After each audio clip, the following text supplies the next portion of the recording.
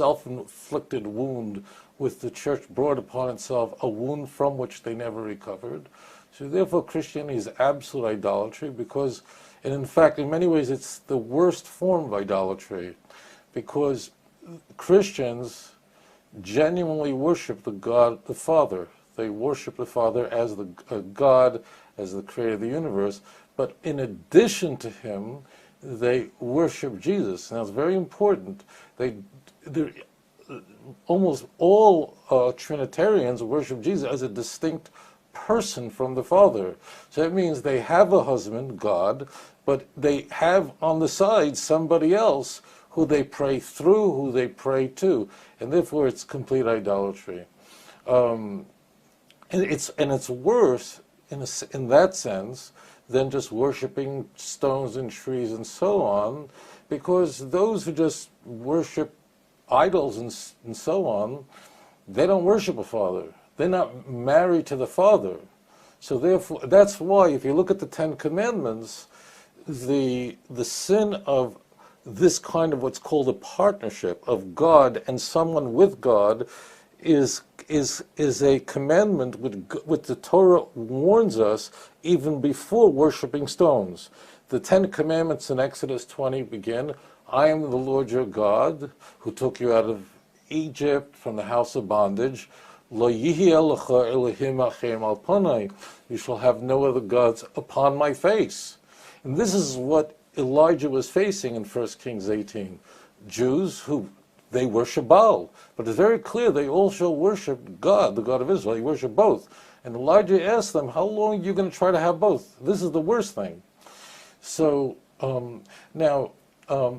so Christianity definitely falls into the area of idolatry, utterly and completely. And a Jew, in fact, is called upon to give his or her life rather than convert to Christianity, which many thousands of Jews did throughout history. Islam has a very unique status, and again, this is an area of idolatry, in that the Islam is definitely not idolatry. Muslims worship one God, absolutely worship one God. There are Christians who make claims about Islam that they worship moon gods. That's absolute nonsense. Muslims worship one God. They're very clear about that in Surah 2, 163. It's very clearly outlined in the Quran that there is no else, just one God, and therefore Islam has a unique status in that they are not idol worshippers at all. They worship one God. That doesn't mean Judaism and Islam are the same, but there are enormous differences. In Jewish law, a Jew is not allowed to even walk into a church. A Jew, let's say, who's visiting Italy and wants to just walk into a church just to maybe admire its architecture or to see its flying buttresses, it's absolutely forbidden to even compliment it. You're not allowed to even talk about it. Lo yishama al picha, the Torah says. A Jew can't enter a Trinitarian church.